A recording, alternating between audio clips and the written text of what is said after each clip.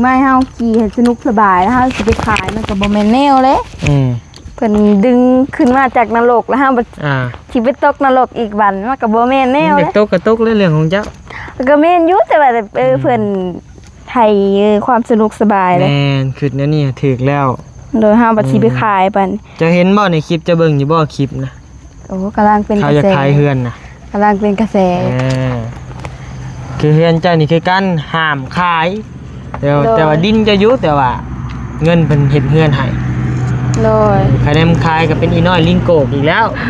อีน้อยหลักขายเฮือนโดยเนาะบางคนพี่น้องเนาะตามันเป็นไผเป็นได้พี่น้องเลยเนาะไผเด้พี่น้องเลยเอาสิเปิดแล้วเด้อพี่น้องเด้อ1 2 3เต้นสบายดีบ่าวตาพี่น้องเลยนี่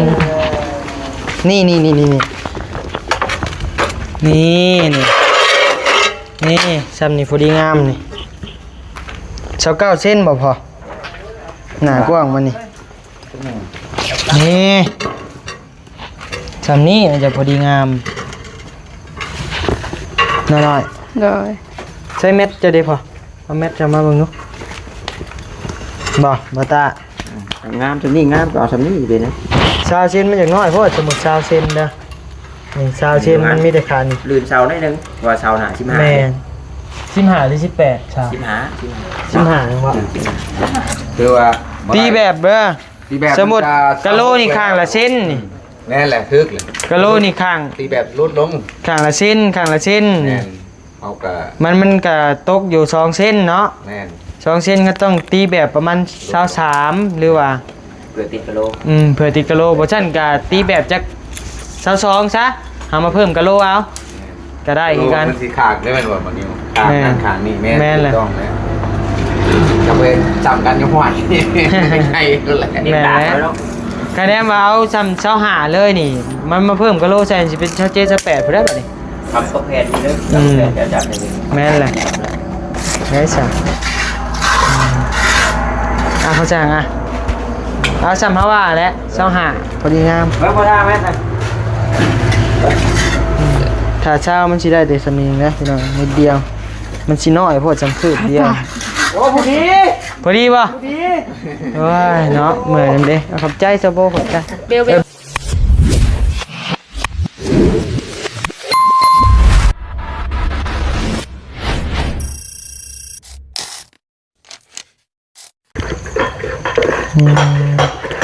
พี่น้องเลยเนาะเปิดคลิปเปิดภาพมาเนาะพี่น้องเนาะมาเห็นหน้าน้องน้อยจูรูอยู่พี่น้องเลยเนาะเป็นอะไรสบายดีอยู่บ่สบายดีอยู่ยายบัดเด้อในข่าวว่าเขาว่าสิเจ้าว่าเจ้าขายรถว่าซั่นโดยก็เลยเข้ามาเบิ่งว่าขายแท้บ่หรือบ่แท้นะพี่น้องเลยเนาะโดยแต่วันนี้ก็บ่คิดดอกว่ามันน้องเพิ่นสิขายพี่น้องเลยเนาะแต่น้องเพิ่นก็ว่าสุพังอยู่ว่าขี้ข้านย่างแต่ว่ารถมันออกบ่ได้เพิ่นว่าก็เลยว่าได้ย่างเพิ่นว่าถ้าออกได้มันก็เปื้อนเพิ่นว่าขี้ข้านล่างอีกบัดบ่แม่นว่าแพงรถได้ขี้ข้านล่างพี่น้องเลยก็เลยว่ามื้อนี้เข้ามาเบิ่งว่ามาเบิ่งให้ FC นี่แล้วเนาะว่ามันขายแท้บ่หรือมันขายตัว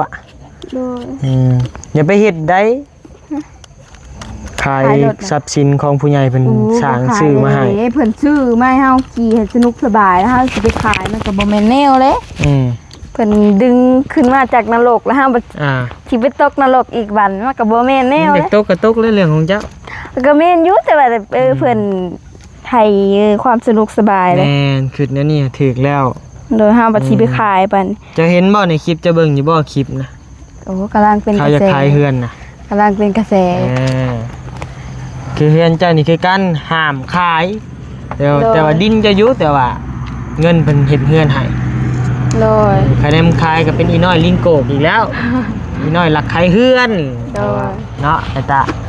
สวัสดีเด้อพี่น้องเด้อสวัสดีเด้อเนาะพอดีเขาใส่เพิ่นอีกห้ามขายห้ามเป็นทรัพย์สิน โด ตัวย ลูกตัวหลานตัวเลนไป โดย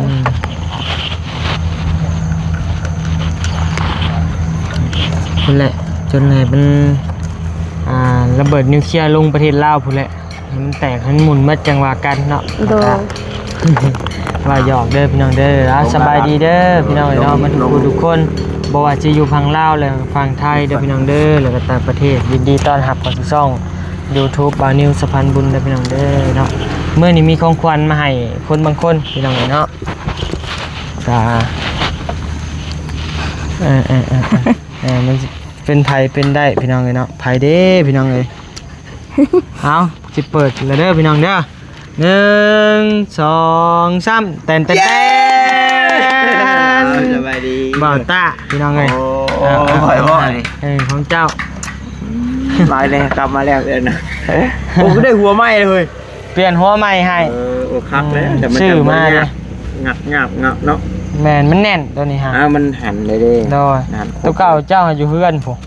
บอกกับบ่มักว่าได้แบบมันบังคับโทรศัพท์โพด แม่ตัวนี้เฮาจะเอาแน่นเอาคอยก็ได้นะขึ้นกับมือเฮานะ โอเคครับขอบใจเจ้าได้ลูกได้เมียผู้หูสู้ผู้งามต้นใหญ่ๆกระเป๋าเงินดอกว่าเงินอย่างอื่นได้แน่นำ โดย อันนี้กับผู้ใหญ่เพิ่นได้เอาให้ บ่ น้องเอ้ย แมวแง่งนี่บ่ พอรวยถือมาแต่มีกาพุ่นนี้ บ่ โอ้ของมีกาเด้ ก็มีกาบ่ ของมีกาอยากได้เดี๋ยวสิโอ้อยากได้แบบของเราเนี่ย อ๋อแบบบ่ผัดไส้ยังครับบ่โดย500 บาทบ่ แม่น500กว่าบาท แล้วประมาณ4ฮอดบ่4แสน5แสน3แสนทำนั่นแหละกะจับต้องได้อยู่พี่น้องเนาะกะจับต้องได้อยู่กะมีโอกาสคนเดียวสิมั้งตัวนี้ก็พอได้ใช้อยู่สินะโดยเฮาเลยมักม3ขานี่เฮามันเวลาคนละแบบนะแม่นเวลาแบบเฮาวางในพื้นต่างระดับมันก็โอเคนะมอนี่ก็บ่ค่อยล้มแม่นบ่ค่อยล้มอีกคนละแบบนึงเนาะแต่มันบ่ยาวมันก็จังเป็นบางจังหวะบางช่วงบางตอนสิดอกที่ว่าเฮาได้ยืนแม่เรียนพอเปิดกล้องเปิดหยังก็ป้าไว้น้ำหัวรถหัวล่างก็มีคือนี่เองครับเกี่ยวกับหมวกกันน็อกนี่ก็จ้างมาก็กรึบใส่เขารถหมวกกันน็อกได้เอาได้แล้วเนาะการนี้แหละซื้อมาหาอันก็เลยมาแบ่งให้เขาพี่น้องคักแล้วแต่ว่าระวังเด้อขี่รถจักรต้องหันไม่แน่นๆบ่เพราะฉะนั้นมันไม้ออกมันไม้ออกเองเลยเหี่ยเสียเลยได้พี่น้องอันนั้นแหละมันก็อ่อนก็นิ่มอยู่แต่ว่าเฮาต้องได้เอาโทรศัพท์ขึ้นไปเฮางัดสินะแม่เห็นบ่นี่เห็นบ่นี่บ่เฮางัดมาเด้พี่มันบ่โดยเสียพี่น้องเนาะแค่นี้มันเอาอันนี้เวลาเฮาคือแบบเฮาขี่เรือเห็นบ่บ่มีญาติเฮาครบไว้ดีเลยเนาะมันอยู่เลยเด้คือแบบมอสปริงรถบางเทื่อง่ายเหงียวเลยลุดตุ้ยไปซะแล้วหายจอดหายไผอ่ะนะถึงคิดได้แหละผู้ชมสิมื้ออื่นได้ข่าวสิมาเวียงบ่แม่โอ้ยเป็นบ่าวไทยเวียงเมื่อจักมื้อไอ้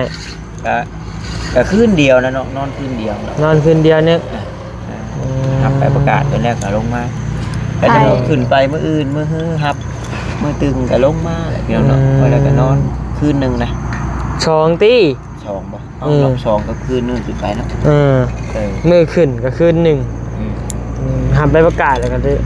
นอนอีกคืนนึงแล้วว่ะเดี๋ยวจังลงมาแม่นบ่จังว่าถ้ามันแล้วไวเพิ่นก็สิอาจจะตีกลับก็ก็บ่มั่นใจนะโดยถามว่าไกลบ่เวียงก็เติมนึงอยู่ได้พี่น้องเนาะคนทางยอมรับว่ายากกะลีคานี่เฮาขึ้นไปเนาะแม่จนถามว่าน็อตหลุดแล้วจ้าเคยมันน่ะอยู่ต้นคุมบ่ได้หลุดป๊อดโดยลูกหมากจนแตกพี่น้องเอ้ยเนาะแตกบ่แตกแล้วอ้ายเปลี่ยนใหม่มื้อนั้นเด้ต้นคุมดุที่เด้อทางบ้านรถไอ้เตียงก็เฮ็ดไผชีวิตโชว์เลยเฮาเฮ็ดก็บางเทื่อเฮาโตนแห้งเลยเส้นศอกเส้นเชื่ออย่างน้ำตีนมันน่ะมันกระทบกระทั่งแห้งรถได้คือกันเพิ่นตัวว่าเบรกมันเบิดใช่เบรกอีกเหมือนบัดแก๊กมันก็นานึง ได้มากเลยใช้ไม้ซะวะเก็บไว้คือเก่าเนี่ยใส่บัดเล่เบิ่งมันยังสำคัญอันเนื้อบีบมันนะโดยว่าของศูนย์ของมันก็มันสิหนากว่าอยู่แล้วเนาะโดยคือกันกับรถจักรเข้าได้นี่อันนี้ถ้าได้เปลี่ยนใหม่โต๊ะกี่ตมเขาเดียวเบิดแหละโดยนะตัวมากับรถพิเศษเฮายังบ่หมดกาบเบรกจนรุดออกนะเนาะเอ้ยจักเบิดบ่เบิดน่ะจนย่อยแยงอยู่โอ้คู่ออกอีกมันจนได้เอาย่างกระติ้วหัดติโต๊ะคล้องกับบ่เวียดกันอยากเข้าอันว่าก้นขี่รถขี่คันเดียวกันมาบ่หัวใจตุ๊กยุบตีนบับหรือว่าอะไรอ้าวจะบ่ลงคอก็สิยูนจะก้นขี่รถเขาดีนะเบรกบ่อยู่เด้เลยหักลงคอโดยจะสิฮักเข้าไปในทางแบบรถอีโก้กับรถ10ล้อโดยโอ้ยว่าบัดสิฮักลงมาคลองหลีบัดค้านว่าลักป้ายทางไงได้สำเฮาอันเลยสิแลบอันเข้าบ่ลักมันล่มมาโดยสำเฮากับไอ้เมฆมื้อน่ะเนาะจนลอยโอ้ปวดคอเติบกูนั่นก็จนแล้วเบาเวียดก็จนสลบอยู่นึงก็โตนคุมแกล้งทางมาแกล้งกับเบาเนาะตับโอ้เป็นจังว่ารอดมันได้เพิ่นเอานำเท่าไหร่อ่ะเพิ่นรวมเบิดนำนั่นน่ะ 4,500รวมเบิดทางเฮ็ดอยู่ในเบิดในศอกในเสาโดยตัวเป็นรายรวมซะบ่ย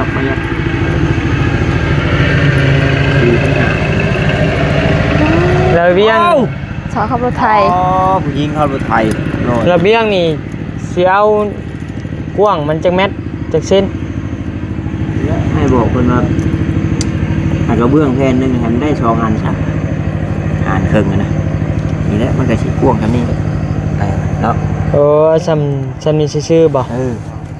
กระเบื้องนะกระเบื้องแผ่นนึงเฮาคิดว่าจัก25เส้นพอดีงามให้มันเปลี่ยนบ่เปเด้พอมันเป็นบนหนังเด้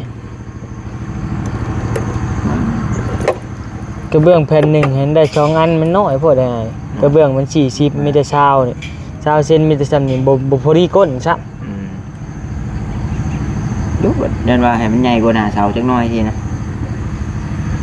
หน้าเสา18หน้าก่อน2เซนนี่แม่บ่าวน้อยโพดติบ่กระเบื้องยังแก๊สบ่าวใส่มาแล้วเอาจักน้อยมากใหญ่หรือบางน้อยใหญ่ดีมากใหญ่บ่มากใหญ่ก็บอกเพิ่นแล้วมักเป๊ะๆใหญ่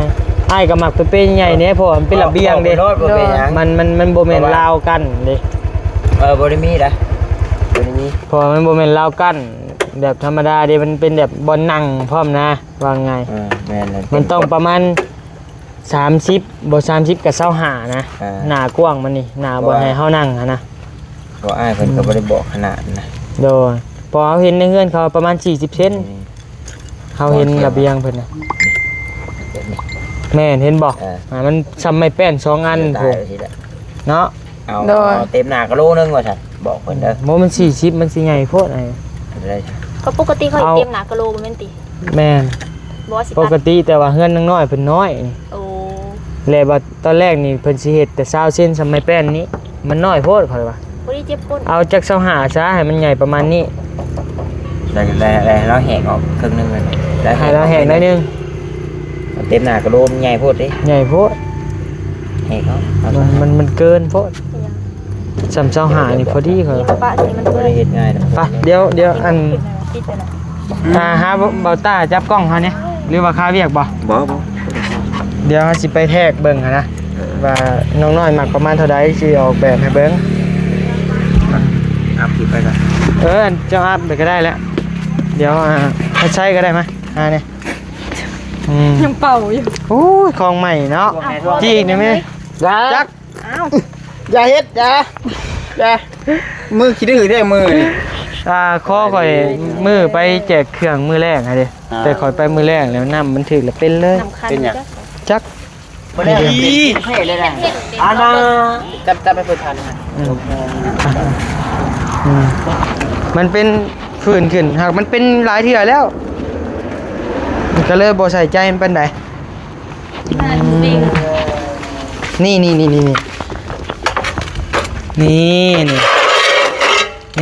ซ้ำนี่พอดีงามนี่29เซนบ่พอหนากว้างมันนี่ซ้ำนี้มันจะพอดีงามน้อยเลย ใส่เม็ดจะได้พอเอาเม็ดจะมาเบิ่งดูบ่ตาง ามตัวนี้งามก็เอาทำนี้เลยนะ ชาวเซนมันอย่างน้อยเพราะสมุดชาวเซนเด้อนี่ชาวเซนมันมีแต่ขานี่ ลื่นเสาได้นึงว่าเสาหนา15 แม่น15หรือ18ชาว15จังหวะ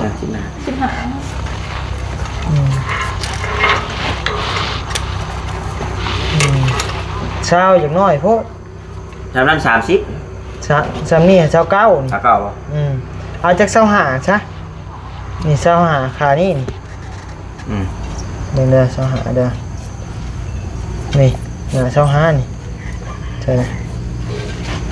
นี่หน้าชาวหาสิประมาณนี้พี่น้องพอดีก้นนะใช้เบิ้งก้นนะสิแทกเลย โอ้ย เอาตามกันว่านะเพื่อน ครับเจ็ดใบทำยากเอาไปทำเป็นติดทับเท โดย นี่บริเวณครับครับ นี่ งาน ชาวหาพอดีงามคะแนน30กับสิใหญ่โพดนี่ แค่นี้ได้แค่นี้นะเหลืออันนี้ได้ใส่บน เดี๋ยวนี่ยำใส่นี่เลย เราตัดมาใส่ได้นี่นะ โอเคเจ้าตีแบบเจ้าทหาร เบิ่ง เอาได้แล้วตีแบบสมัครโอ้ตีเลยคือว่า ตีแบบเบ้อ ตีแบบ สมุดกะโลนี่ข้างละเส้นนี่ นั่นแหละทึกเลย กะโลนี่ข้าง ตีแบบลดลง ข้างละเส้นข้างละเส้น แน่นเอากะ มันก็ตกอยู่2เส้นเนาะ แน่น 2เส้นก็ต้องตีแบบประมาณ23หรือว่า เปลือกติดกะโหลก เผื่อติดกะโลบ่ซั่นก็ตีแบบจัก22ซะเอามาเพิ่มกะโลเอาก็ได้คือกัน มันสีขาดได้ไหมวะมันนี่ขาดนั่นขาดนี่แม่ต้องเลยจะไปจำกันยังไหวไม่ใช่ก็แหละ ติดตาแล้ว คะแนนว่าเอาซ้ำ25เลยนี่ มันมาเพิ่มกะโลใส่สิเป็น7 8พุ่นเด้อบัดนี้ ทำตกแผ่นเลยตกแผ่นจะจับให้ดี แม่นแหละเลยมีแต่ทางนี้ฮะเรียบใส่กับพาเฮือนเลยแต่ทางนี้ไล่เข้าในบัดไล่เข้าในมันก็สิตกประมาณนี้แหละพี่น้องเอ้ย จะมาคัดแทนจะมาเครื่อง เช้าหาตัวนี้กับเช้าหาก็สิเป็นเหลี่ยมมาแบบนี้เลยบัด งามเลยเนาะเสียบเล็กเลย ฮะ แต่มีไพ่เขาเสียบเล็กเลยนะงามละเอียด แม่นแหละ ตัวนี้กระเทกลมไปเลย เทกลมมาก็ได้มีแต่คนตอกมัน เดี๋ยวยังชีกันให้เรียบร้อยในแบบมันมาตรฐาน เรียบร้อยแล้วน้องน้อยให้แล้ว 15เนาะนะซองเนาะงามมีระเบียงนี่งามพี่น้องเอ้ยยอมรับว่างาม บ่ได้นั่ง มีเสาอยู่นี่อันหนึงเสาอยู่นี่อันหนึงเนาะพี่น้องเนาะสองเสาเหลือแล้วสองเสาก็เหลือ เสียที่เดียวเขาแบบบ่มีงบซื้อกันกระเบื้องหยาบๆเนาะมีกระเบื้อง กระเบื้องหยาบมาใส่ทั้งเทิงนี่ กับหัวดอกบันไดเนี่ยมันจังบ่มือ ทั้งเทิงนี่เอาแบบเป็นกระเบื้องสีดำหรือทั้งข้างเป็นกระเบื้องสีขาวนี่ให้งามดำเงาทั้งเทิง ตัวเรือวันนี้นะจังสบาย เปลือกหอยก็ใส่เปลือกหอยเหรอ มี แดงก็ใส่รุ่น กระเด็มกะโลบ่พอกับทั้งเทิงมันนี่ก็ให้ผู้สร้างทั้งข้างให้ติดกะโลหรือทั้งเทิงให้ผู้สร้างเทปูนราบแล้วก็เอาเก็บมาคินนี่มาเรียนใส่อะไรกันแล้วก็เสร็จเอาอันใบมันแห้งเลยก็เอาอันฟอยล์เล็กมาขูดแล้วก็เสร็จพ่นสีเงาใส่ก็โอ้ยเจ้าบันนั่งก็เจ็บก้นยุบๆบัดได้จ้ะเขาจ้างเอาซ้ำเขาว่าแล้วเจ้าหาพอดีงาม เฮ้ยพอท่าไหมท่าน ถ้าเช้ามันสิได้แต่สมิงนะพี่น้องนิดเดียวมันสิน้อยเพราะจำคืบเดียว โอ้พอดี พอดีป่ะโอ้ยเนาะเหมือนเด้ขอบใจซะโบขอบใจเบล ลงกันแล้ว ช่วยจะได้ดักแยกกัน จะเป็นคือโบราณคัดได้เลย พอดีงามเจ้าหาจำบันไดนี่40บ่ แม่ อาจารย์ ชุดตีนเจ้าพอดีว่างเกิดแล้ว นี่แหล้วเนาะพอดีงาม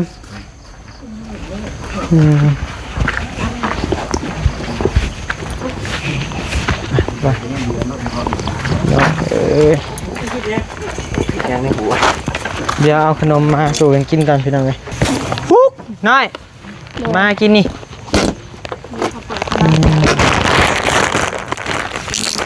ยำช้างน้อย เนี่ยมอโซ เบลจบเลยบ่เฮียนเบล ฮะ จะจบเลยบ่ เอาเขาไปเฮ็ดจบเลยดิ บ่ จบมาเจอคนหนึ่งจบมาสอง บ่น้อยมานั่งเบิ่งพี่น้อยบ่เห็นหน้าจังน้อย ตาทั้งแม่อีโด โอ้โอ้ เดี๋ยวใคร ว่าจิรอออกแล้ว นั่งพี่นั่งกับเบลพี่ เอ้าคนหนึ่งคนหนึ่ง ไอ้แม่ยับไปหายตาไว้แม่มีของให้กินนี่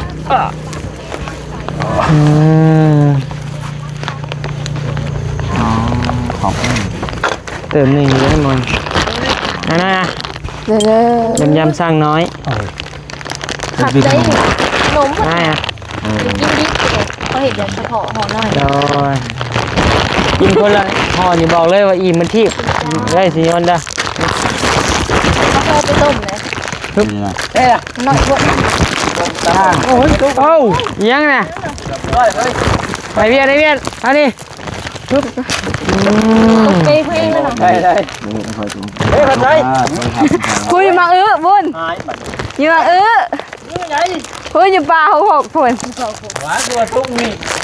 มันเข้าไปอีกอยู่ในผล ไม่เห็นนะมันไรวะมาไง บ้างน้อง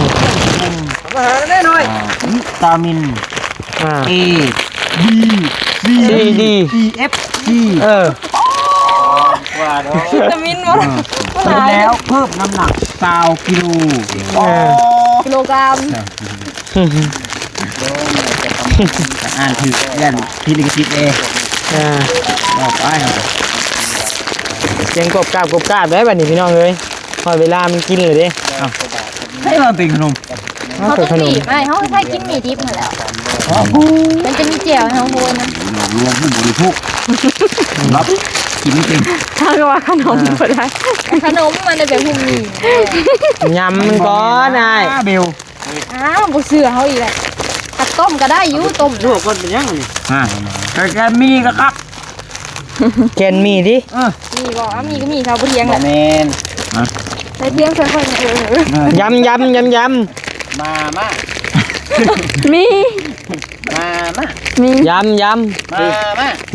แมนไว้บ่ บ่เฮ้ยค่อยคือเข้าไปเห็นกัน จำสังน้อย อันน่ะเฮ้ยบ่าวลาวใต้แต่หูผู้หญิง บ่ไอ้ดีเราอะไรเด้เรายันดียังจำได้เป็นไอ้ดีเปล่า ของไอรี่บ่ ถ้าบอกก็ไม่ดี โอ้ บอกเปล่านะแล้วเปล่า บัดไปเบิ่งคลิปแล้วว่าบ่แก้วโอ้ ขึ้นดิ หุ่ม น้องป้าขึ้น โดน แล้วก็พยายามเอาหุ่มเมียเราขึ้นเนาะคอละตีเลย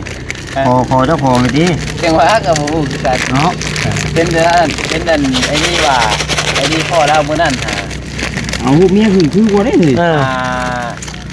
แล้วยันไอ้จำได้ว่าสัตว์เลยเอาหุ่มมันคนอื่นเป็นแทนแล้วหุ่มน้องป้าขึ้นแทนเอาหุ่มลูกขึ้นหัวเนาะเอ้ยนี่ยังอยู่กายเพื่อนกับประธานเมียก็มีบ่จะเล่าน่ะทำเจ้าเบิ่งคลิปคอยเจ้ามิ้นมาหาคอยเด้อว่ะน้อยเนาะเอามิ้นมาดีบ่บ่ แล้วดิ อันนี้ก็ตาก็หยอกล้าวเพียงเนาะแต่ว่าเอากี่ไปได้นั่งเลย2คนกับมึงน้อยเฮ้ยชน จะไม่ได้ยินบ่ จักเนี่ยจักนี่เอาไปใหญ่ร้อยบ่นี่ก็ตั้งเว้าให้ได้ยินแล้วก็ตั้งเว้าหยอกบ่แม่นว่าเว้ากันดีได้ยินเนาะ โดนมื้อน่ะเฮาอยู่ในกกคามบ่แก้วไปใส่ว่ะเลี้ยวมาฮิไปเฉยเว้า ให้ด้วยได้อีเจ้ามันคอยเอิ้นเราฮอดบ่นั่นแล้วฮอดบ่ถึงงวกกันหน่อยเนาะ แล้วเลี้ยวมาอยู่ ช่วงกันกระดอกกันบ่มีแบนบ่ได้เด้ โอ้ยว่ะบ่แก้วเลย หยอกก็ว่าหยอกแต่ว่าเว้าได้งี้แล้วอยู่ แช่เต้น ไปพี่น้องขอกินหมี่ก่อนยามมันบ่สุภาพเนาะเสียงมันดังกรอบอยู่พี่น้องอยู่ดิมแห้งเด้อพี่น้องเด้อโดยสบายดี อันนี้ โดย